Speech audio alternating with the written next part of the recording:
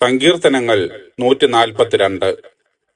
ദാവീദ് രാജാവ് ശൗലിൽ നിന്നും ഒളിച്ചോടി ഗുഹയിലായിരുന്നപ്പോൾ രചിച്ച ഒരു ഹൃദയസ്പർശിയായ പ്രാർത്ഥനയാണ് ഇത്. അപേക്ഷ അല്ലെങ്കിൽ വിലാപ സങ്കീർത്തനങ്ങളുടെ കൂട്ടത്തിൽ ഉൾപ്പെടുന്നു.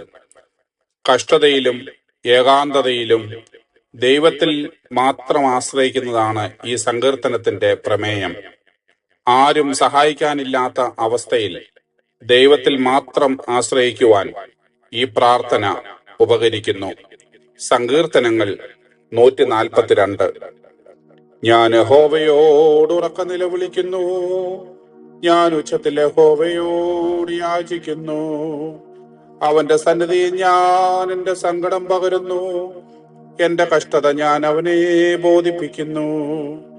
എന്റെ ആത്മാവിന്റെ ഉള്ളിൽ വിഷാദിച്ചിരിക്കുമ്പോൾ നീ എന്റെ പാതയെ അറിയുന്നു. ഞാൻ നടക്കുന്ന പാതയിൽ അവർ എനിക്കൊരു കെണി ഒളിച്ചു വെച്ചിരിക്കുന്നു.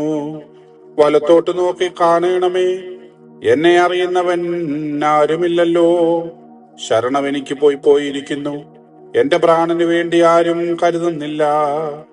യഹോവേ, ഞാൻ നിന്നോട് നിലവിളിച്ചു, നീ എന്റെ സങ്കേതവും ജീവനുള്ളവരുടെ ദേശത്ത് എന്റെ ഓഹരിയുമാകുന്നു എന്ന് ഞാൻ പറഞ്ഞു.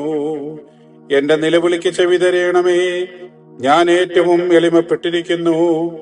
എന്നെ ഉപദ്രവിക്കുന്നവർ എന്നിലും ബലവാന്മാരാകയാൽ അവരുടെ കയ്യിൽ നിന്ന് എന്നെ വിടുവിക്കണമേ.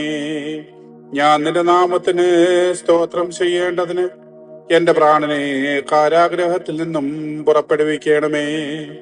നീ എന്നോട് ഉപകാരം ചെയ്തിരിക്കിയാൽ നീതിമാന്മാർ എന്റെ ചുറ്റും വന്നുകൂടും.